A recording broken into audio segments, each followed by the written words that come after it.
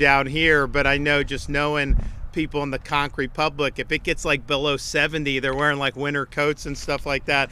So probably got a little colder than you guys are used to, but this is really great, and we bounced back very well, and this is really the place to be, especially during this time of year. And before we get into our subject today, I can announce on the subject of Florida being the place to be, the 2025 tourism numbers are in.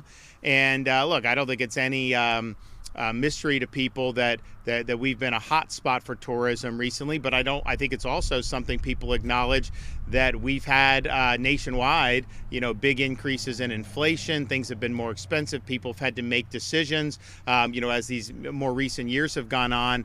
And even in spite of that, 2025, Florida was able to eclipse its previous tourism record, which was set in 2024. So that's a big deal. We're really glad that that's happened. The momentum's continuing, even understanding that there are still headwinds out there. Well, we're glad to be joined today by Florida Department of State Secretary Cord Byrd, CEO of Visit Florida Brian Griffin, Monroe County Mayor Michelle Lincoln, and members of the Monroe County Board of Commissioners. So I issued an executive order declaring today to be a state holiday in honor of George Washington's birthday. We gave the state agencies the day off. Federal is off this day. State was not. And I felt that on America's 250th birthday year, I'd be remiss in my duties if I wasn't giving people G-Dub's birthday off. And so I was proud to do that. And I know a lot of people were very, very happy to see that. So as part of what we've done is throughout state government, really all our agencies, but led by Secretary of State in our State Department, we are leaning in on America 250. I mean, we think this is a really big deal that we're celebrating the semi-quincentennial of the United States' founding. And we think that that's an important moment, not just for our country, obviously. It was really an important moment in human history. And you can look at how things had gone for many, many centuries, the type of governments that were kind of thought to be, the best you can do. And really it ranged from brutal tyrannies to enlightened monarchies. But there was really no example of a durable constitutional republic.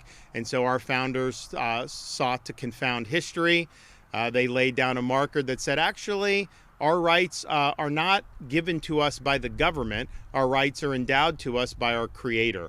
And because of that, we have the power as we the people to create a government that will protect those God-given rights and set forward a plan that will allow the protection of human liberty for many years to come. And so I brought a big statue of George Washington to the state capitol, and we got it from Mount Vernon. Beautiful, beautiful statue. So if you go, and I don't think very many people from the Keys are beating the path all the way to Tallahassee, where, we got to like 28 degrees, 30 degrees the other day, and I know you guys don't want anything to do with that. It's nice now, but we had a little bit of a cold spell. But if you did go up there, as you're going to the governor's office, you make a left out of the front entrance and you see this beautiful statue that we've been loaned from Mount Vernon, and that's really great. We've also done different founders for the counties that they're named. So we brought Benjamin Franklin to Franklin County. We brought Thomas Jefferson to Jefferson County. We've got Hamilton in the hopper. We've got Madison in the hopper. I tell these people, some of these blue states are taking down statutes, and so like the market, it's a buyer's market right now. I'm getting these things for a lot cheaper than I would have probably 50 years ago, adjusted for inflation. So we're doing that as aggressively as possible. And then obviously today we're down in Monroe County, and we'll talk about that briefly. But our celebration of America 250 is really an outgrowth of what we've done throughout my entire administration to promote civics education and appreciation of America's founding ideals. And so you go back from the beginning of my tenure, we've made Florida a national model for civics education. We actually now have a civic literacy assessment for all high school students. We started that several years ago. And they take it, and honestly, it's modeled after the citizenship tests that naturalized citizens have to take before they can become citizens. We believe that graduating our students from our institutions, K-12, requires us to arm them with basic knowledge about what they're walking into as adult citizens. We don't want to graduate a bunch of blank slates. We want them to be informed about what it means to be an American. So we've worked really hard to do that, but we understood, and so we said, you got to learn about the Declaration of Independence, Federalist Papers, all these things. Great, but you also need folks to teach it.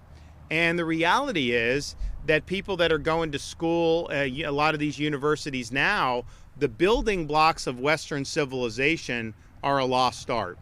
They focus on a lot of ideological studies, things that, quite frankly, have no application beyond. I really believe true liberal arts, the classics, all that, that really helps you in any endeavor that you do. You learn critical thinking, you get a solid philosophical foundation, and you can take that and you'd be better off if you go into law, medicine, whatever.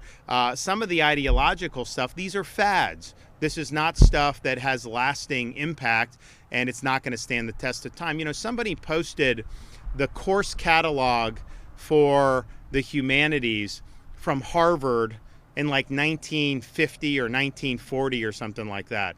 And you look at that, and it's like all of it is like the building blocks of Western civilization.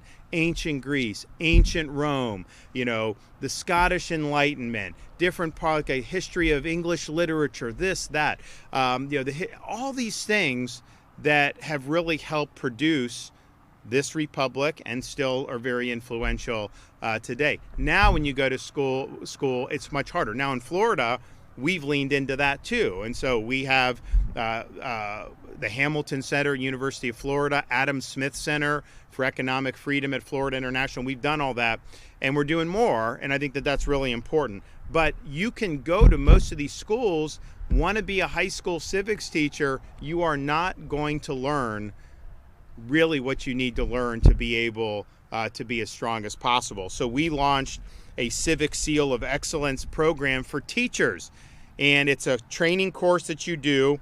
It's 50 hours. You take it online. We've got great scholars from around the country that are teaching different subjects on this. We've had 21,000 teachers participate and earn the Civic Seal of Excellence. And when they do, they get a $3,000 bonus. And so, look, maybe some of them would have taken it without the bonus offered, but that was an enticement. So we've got a lot of teachers that are doing it. So now, and 90% of the teachers that go through the program say it's been very, very positive. So we've been able, that 21,000, that's like $60 million in bonuses to teachers who are now able to really be strong in the classroom on these key things. And the 50 hours of instruction, honestly, as a regular citizen, if you listen to these lectures, you would learn something. Very, very well done, and I'm proud to have led that. We also launched our Civics and Debate initiative. So when I became governor, we had very modest speech and debate options for students. Now, every single school district in the state of Florida has a robust speech and debate initiative. Recent research shows that participating in debate can increase personal critical thinking skills by almost half. So it's not just civic-minded, you're becoming smarter. You're able to think critically. One of the reasons I don't like a lot of these very far-left universities that try to impose an ideological agenda is because it's like everybody shares the party line. Your assumptions are never questioned. You never have to defend this stuff. You just repeat what other people are saying. Here, speech and debate, you're assigned a topic. You may have to argue on the other side of what you actually believe. Well, guess what? You got to take back.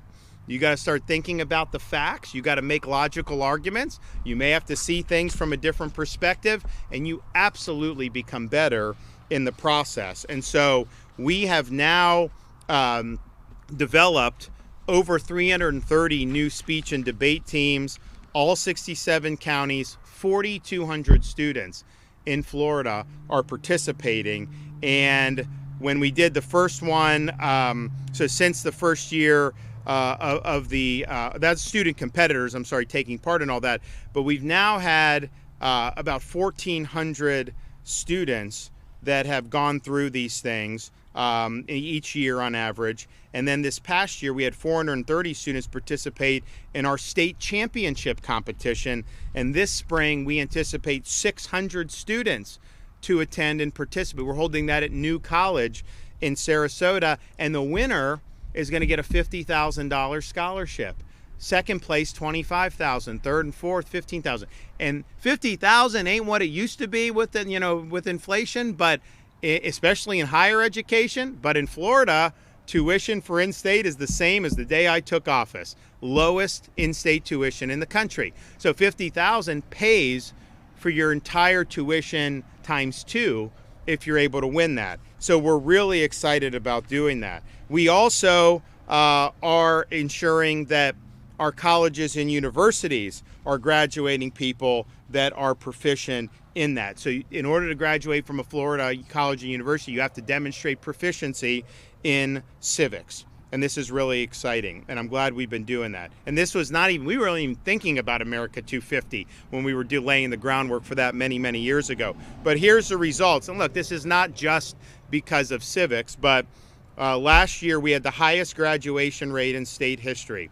We've been ranked #1 in civics education by the Heritage Foundation. We're ranked #1 in education freedom by the Index of State Education Freedom, #1 in higher education by U.S. News and World Report, and we now have 7 institutions in the top 100 public universities nationwide. That was not true 20 years ago, and that shows you that we're getting the job done. So, which brings us, get excited about it, man. It's all good. So, which brings us here today. So America 250, I think, is very meaningful. I think it's an opportunity for young people to be exposed to the ideas that animated the formation of the country, some of the great leaders and personalities that were involved in doing that, but also people that have exemplified that spirit of 76 throughout our nation's history. So, we're going to be doing a Frederick Douglass statue. He gave a speech in St. Augustine on civil rights back in the day. We've got that in the hopper. I've got Calvin Coolidge in the hopper. His last public address as president was in Polk County, Florida, in Central Florida. We have it on video. We're going to do a statue there. And I actually have the artist. Where's he at?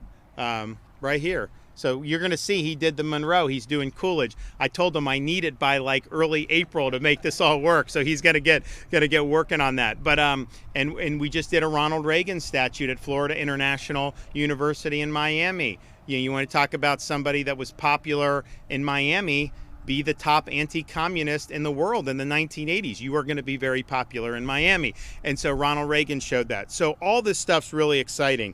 And I mentioned some of the founders that we've already done. And then today we're here for the next installment of this down here in Monroe County. And I think it's a very overlooked legacy from James Monroe, but I think it's a very consequential legacy for James Monroe. So we will, in a minute, be unveiling our James Monroe statue. It will stand here on Spanish Harbor Key as a memorial to the impact he had on the United States and his importance to Florida's American story. Now, this is a guy was pretty well-to-do. He's 18 years old, and what does he decide to do? He's going to go fight in the American Revolution under George Washington. So he participated in military campaigns in New York and New Jersey, including General Washington's surprise raid on a Hessian encampment at the famous Battle of Trenton. He was severely wounded, had a severed artery. He almost died, but he continued to serve valiantly and was promoted by Washington himself. He served in other battles, Brandywine, Monmouth, and even spent the winter of 1777-1778 at Valley Forge. After his military service, Monroe returned to study law under Thomas Jefferson, and he subsequently served as a delegate to both the Continental Congress and the Virginia Ratifying Convention, where the delegates voted to ratify the U.S. Constitution. Now, interestingly, he voted against ratifying the Constitution for one simple reason. It did not contain a Bill of Rights. And I think a lot of people that have studied this, the founders initially proposed the Constitution. There was no Bill of Rights because basically what Madison and Hamilton said: the entire Constitution's a Bill of Rights. We're separating powers. We're checking and balancing. We're doing all these things. That's how you protect liberty. You don't need to list the rights. You just do it. That was their view. The anti-federalists were like, yeah, we don't trust government. We need to list some demarcations so that everyone knows, freedom of speech, freedom of religion, freedom of right to keep and bear arms, no quartering of soldiers, which we don't ever talk about. Amendment 3, that was a big deal back then, and that amendment worked, that we don't talk about it. All the different things that they were concerned about. And so Monroe and the anti-federalists were really responsible for the Bill of Rights, because had they not had the objections, then there may not have even been, people may not have seen the need to do a Bill of Rights. So that was something that he was involved with. And then after the Constitution was ratified, he runs for the United States House of Representatives, and he lost to a guy named James Madison, who some of you may have heard of, and was obviously very important in the creation of the Constitution. So when he lost that race, he was then appointed to be the U.S. Senator from Virginia. He later served as ambassadors to France and the United Kingdom, governor of Virginia.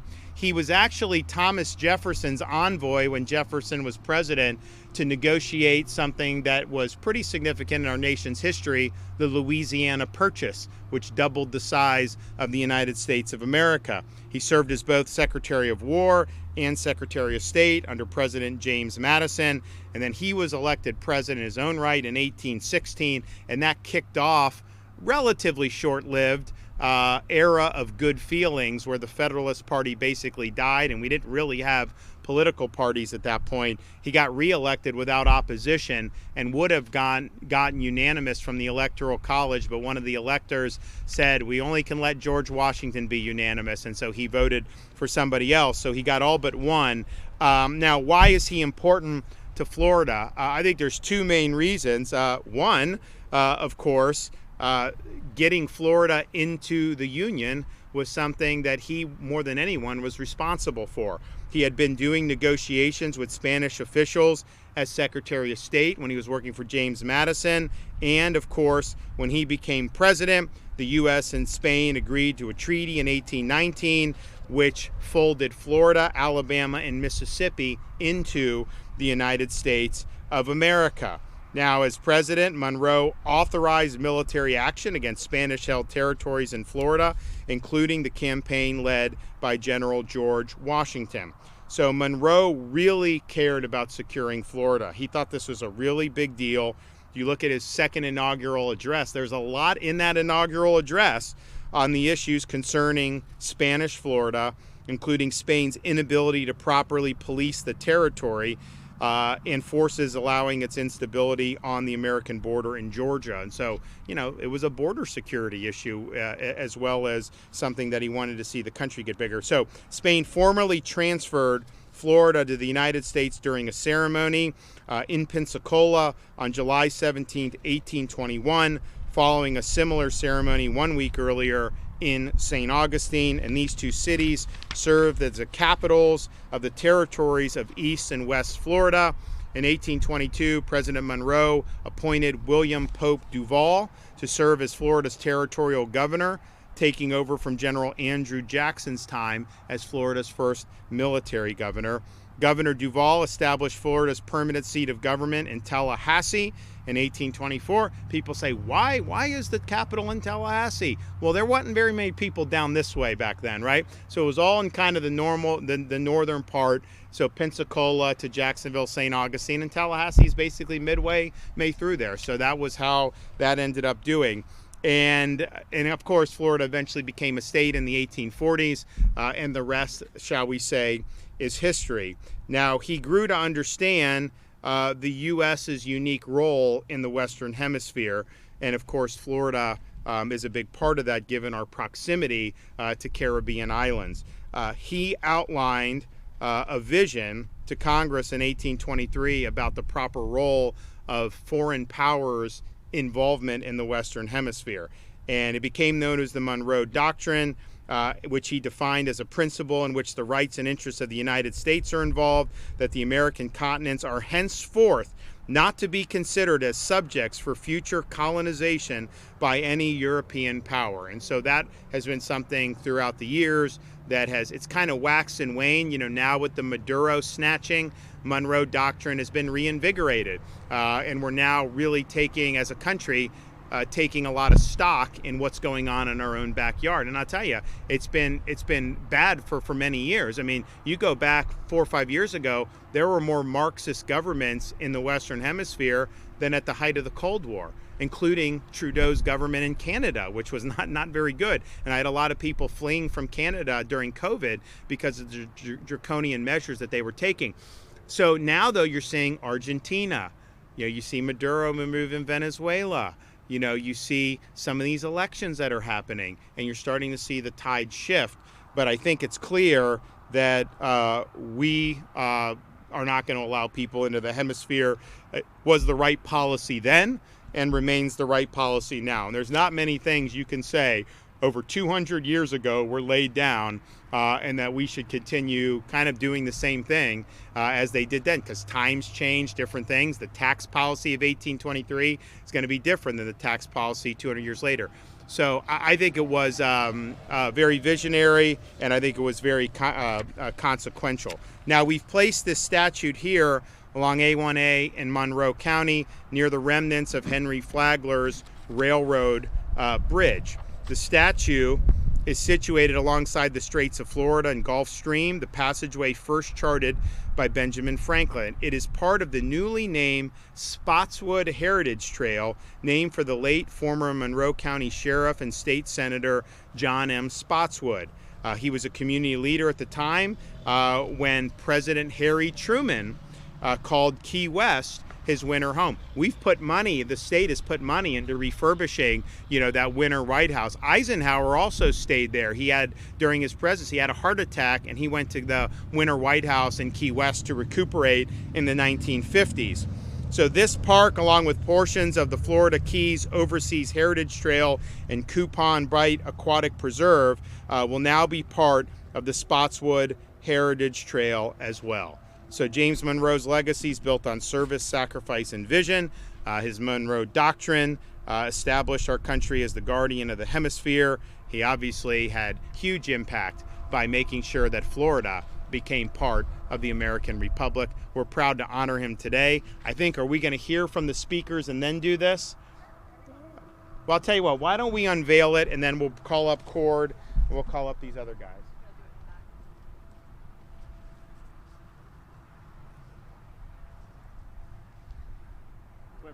Go ahead. There you go, guys. All right. Handsome devil there. He looks good. All right. All right, Cord. Well, good afternoon, and thank you, Governor, and thank you to Monroe County. This is Florida weather. This feels like Florida, so thank you for doing that. But one of the things that people don't often think about is the Florida's significance at the founding, and that's why we've billed our 250th anniversary initiative as the 14th colony. So we're really telling that history. And James Monroe understood the strategic importance of Florida, which the governor reiterated in his remarks. And it is fitting that on July 3rd, 1823, Monroe County was named in his honor. Every mile of coastline and acre of our beautiful landscape serve as a monument to a president who saw the potential of Florida, its resources, and its strategic geographical placement as an asset to the building and protection of the nation. And today, just as in President Monroe's era, Florida continues to play an important role on the global stage, with Florida leading the way and setting the pace for the rest of the country, and our commemoration of America 250 is no exception. And when I was preparing for today, I always like to have a quote or two of who we're discussing, and I really like this one from President Monroe. He says, "Our country may be likened to a new house. We lack many things, but we possess the most precious of all, liberty." And that is why the governor has built Florida the free state of Florida. We are the free state of Florida. We are the free people, whether it's under COVID or even today. We're leading the rest of the nation, and we're really leaning into 250 and the celebration. And really, it's incumbent upon us, the older generations, to teach our young people about what's happening. Last week, we had the Duel of Daytona, which was a NASCAR race on Thursday night, along with the Florida Department of Transportation that sponsored that event. And then we had the Great American Race yesterday. On Friday, along with the Florida Department of Environmental Protection, we broke ground on the new museum at the Ulusty Battlefield, which was the largest Civil War battlefield that happened in Florida, and honoring the men and women who served our nation. As part of that 250 event, speaking of veterans, we have a veterans program at the Department of State where we're touring the state, memorializing and recording our veteran stories so we have that for posterity. I want to thank the artist who's here, Austin Weichel, who brought the statue from Colorado, personally traveled to Colorado to bring it here. So thank you, Austin, and I know you're going to get Coolidge done ahead of schedule for us. So I want to thank them, and I also want to thank, obviously, the people at FDOT who put the concrete here, and our fantastic team at the Department of State. This was probably going to be our most difficult statue to put up, but I can't think of a more scenic and beautiful place for people to pull over and honor this great president. So just once again, thank you for your time. Just whatever you do, follow us on Twitter, on Facebook, on Instagram. Share these stories. Every single day we're putting up another Florida 250 story. We have an amazing history to tell, and we're going to be doing it the entire year. So thank you. It's an honor to be here with you today. We should get like a little sign on there. You will. Yeah, we will. Brian? What a beautiful day in the Florida Keys. Good afternoon, everyone. Thanks so much for being here. And thank you, Governor. It's a privilege to be here on Big Pine Key as we continue our mission to rightly honor our country through monuments of the people who built it. And today's a double celebration. We're observing a state holiday to honor George Washington's birthday, a man who declined the crown to give us a republic. And we're also honoring another giant of our founding era, James Monroe. Over the last few years, we've seen a trend of bad faith, politically motivated demonstrators attempting to tear history down. But in Florida, we lead by putting statues up. We don't equivocate America, we celebrate it because we're a good, decent, and just nation founded on exceptional principles. And through this statue series and our all-in commitment to America's 250th, Florida is setting a national precedent for reigniting patriotism and civic education. We're not just building monuments, we're building a foundation for future generations to understand the scarcity and value of liberty. And by bringing these founders back into the public square, we are ensuring that the spirit of 1776 is not a distant memory, but a living part of our civic life. And Florida, through our enthusiastic semi-quincentennial observances, is looking to set the tone that our American heritage is something to be acknowledged, to be preserved, and to be celebrated. So it's only fitting that we stand here in Monroe County, the 6th county in the Florida Territory, named after, of course, James Monroe, our 5th president, who was president when this county was born. And he was a founding father, as the governor said, who played a very important role in our country, who's fought for a strong Bill of Rights and positioned America for hemispheric dominance. And in fact, Florida exists because of President James Monroe and the actions he took to negotiate the Adams-Onis Treaty, to acquire the Florida Territory, and then under his leadership ultimately see through to the territories being established on March 30th, 1822. And it remained a territory, Florida did, for 23 years until finally admitted as the 27th state on March 3rd, 1845. The county, as both the governor and the Secretary of State mentioned, has been around since July 3rd, 1823, and of course it's a beautiful place to visit. At its inception, it was a titan stretching from the dry Tortugas all the way north to Lake Okeechobee. And since that time, Monroe County has really symbolized the natural beauty that Florida has to offer. President Monroe was a decorated hero in the American Revolutionary War and an integral part of the conversation that shaped our nation. And so we honor him here today for his service to our country. We're excited, I'm excited about everything that Florida has in store for America 250.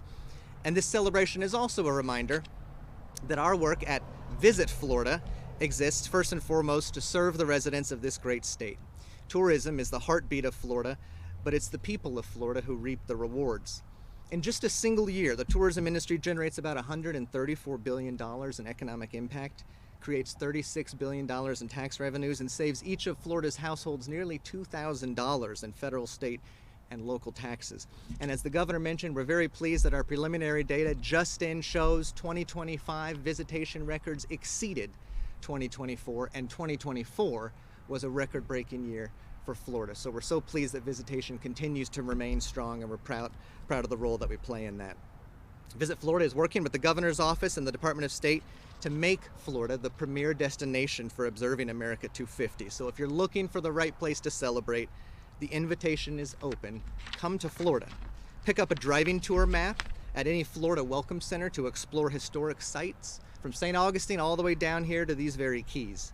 And check out America250fl.com, a centralized hub where we are compiling and sharing 250th celebrations and opportunities for engagements across every corner of our state. And Visit Florida is also offering co-op marketing opportunities for local entities to advertise their 250 celebrations. We're also working on a new docuseries about Florida history designed to entice visitors and residents alike to join our celebration. And this multi-episode series will highlight our state's legacy of innovation, achievement, and history while celebrating the unique stories of cities throughout Florida. So thank you, Governor DeSantis, for your commitment to rightly honoring our country. And thank you, President Monroe, for your efforts that made Florida a part of this exceptional nation. Great. Well, I think this is great. I told Cord, so you got a little placard there. I want to get something on here too so people can see. So we'll get that done and make that happen. And it's great. So it's because I'm down here Saturday night. I spoke at the Everglades Foundation Gala, and they honored Jack Nicklaus, who's a friend of mine, obviously a great golfer, but he's been great Floridian for many, many decades and has been involved in this, big fisherman, all this stuff. But we were able to talk about 7 years ago when I said we were going to do all this for Everglades and water, and then what we've done, what we've actually done. And the reality is we've done more than I promised. And, most people promise and under-deliver. That's typically, what these people, they run for office and they chirp, and then they get in, and it's like they forget what they campaigned on and don't necessarily follow through or just can't get it done. So the 4 years before I was governor, there was $1.5 billion allocated for Everglades restoration and water quality. In the 7 years that I've been governor, we've done over $8 billion for Everglades restoration and water quality projects. And you see the difference in Florida Bay because we have more fresh water moving south through the Florida Everglades. Yeah, salinity levels are better than any time in modern history. That affects boating, that affects fishing, that affects a lot of different things. We've been able to construct reservoirs on the east and west sides of Lake Okeechobee, which have obviated the need for them to discharge algal bloom water into those estuaries, which really impacted our coastal communities there. The southern reservoir, we have now have a major agreement with the Trump administration where the Army Corps of Engineers is delegating to Florida some of the projects as we do it quicker. So we're doing some of the auxiliary projects. Army Corps is doing the main reservoir. If they fall behind schedule, then we can come in and supplement it. But it was originally scheduled to be done in 2034. Now, because of our efforts and the agreement with the federal government, completion of that's 2029. And so that's basically, within 10 years of me taking office. I don't think people thought it was possible to do a project of that scale, given where we were, where really hadn't much had been done for us to then go forward and do all that. And so there is more to do. But we've got incredible momentum. And, my view on all of it was like, it's just something that we have to do. It's the right thing to do. I also understood the importance it is to Florida culture. I also understood the importance it is to make sure you can provide fresh drinking water to millions of people in southern Florida. But I also thought it was good for the economy to do Everglades restoration and to really focus on water quality. And I think ultimately all this will end up paying for itself over the long term. I'm very, very confident of that. But that's a good success story. We obviously got more to do, but we're going to continue accelerating these things and really getting the job done. But if we were here 7 years ago and I was at that gala and I told them that this is what we would do in 7, most people would have thought that was good, but they would not have thought that that was possible. And so I really appreciate everybody that's been involved in that over the years. This is the largest environmental restoration in the history of the United States of America.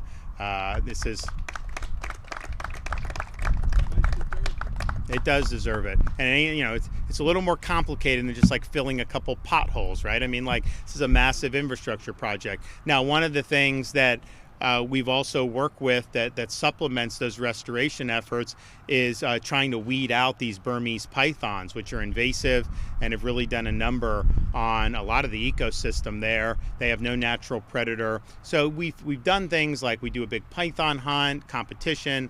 We've partnered with private companies who will pay people to go in so that they can then get the python skin and make wallets and belts and boots and all this other stuff. And the number of removals have really gone up dramatically. But the freeze was something that, you know, ultimately these pythons, you know, they can't have sustained periods of time with freezing temperatures. And, you know, it's very difficult to know exactly, you know, what happened to the number because it's a massive footprint and these things burrow.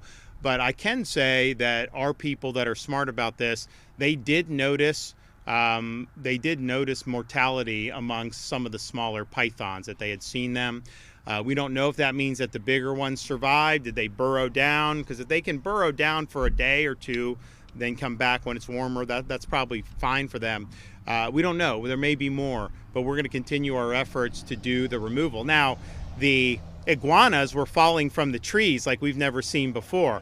And people, I mean, we think that there were tens of thousands of iguanas who didn't make it to the other side, you know, of that storm. It's interesting. When I tell people this, you know, in other states who may not know what goes on in South Florida, they're like, oh, they're so cute. I'm like, if you live down there, they're pests. They're invasive. They eat things. They ruin things. And so we don't want iguanas taking over like they have. So this is going to be a noticeable major setback for their population. And I know a lot of Floridians were collecting, you know, our FWC was willing to accept them and just make sure that moved very smoothly. You know, you do have a right to handle these iguanas yourself. I mean, like, you know, you have a right to do that, protect your property, all that. But for people that weren't comfortable doing that, we had that. So that was a major event that has dramatically reduced the population. Now, look, I don't know how quickly these things reproduce or everything. I know the pythons reproduce very quickly, and that's part of the problem. That's why if you're hunting, they really should give more for finding the eggs than finding one python, because these eggs will lead to a lot of new pythons, and these moms, you know, they churn out these eggs all the time, and that's really what makes it difficult. But we've had a lot of success, and we're going to continue to build off that. And we've done a lot for the Florida Keys specifically over the years, putting forth a lot of resources. I don't think there's been another governor that's invested more in the Keys than me. I don't think it's even close in terms of, you know, what we've done. Reverse osmosis, area of concern, job growth grant fund, different things that we've done. You know, it's a unique part of Florida. You know, it's not always easy to get around. You got one main road. It's hard to find. You know, you got some of the best this whole stretch. Like, I mean, like, you go, like, any little hole in the wall is going to have great seafood. I mean, just amazing. And when people ask me, like, you know, where's a good place to eat in Florida, I'm like, look, there's a lot of good stuff. But I say, if you just go to the Keys, you will not go wrong. Literally, you just pull over on the side of the road, you know, and find something. And we've got great tourism in different parts of the Keys. But, you know, it's like, it's hard to find housing for people to work and all this stuff, just because, you know, most of these nice houses people have bought over the years, especially since COVID. So the values have gone up, so it's harder to afford. And I know there've been a lot of work on making sure there's an expansion of workforce housing, which is integral to the economy. And I know we've been helpful in that. So, you know, look, we've really enjoyed being able to help out down here. We got more in the kitty, but it's been fun. And I know there's people from all over the country that yearn to come down and spend some time in the Conch Republic. And so we're going to keep it great and make it even better. All right, thanks everyone for coming. It was a lot of fun. Appreciate it.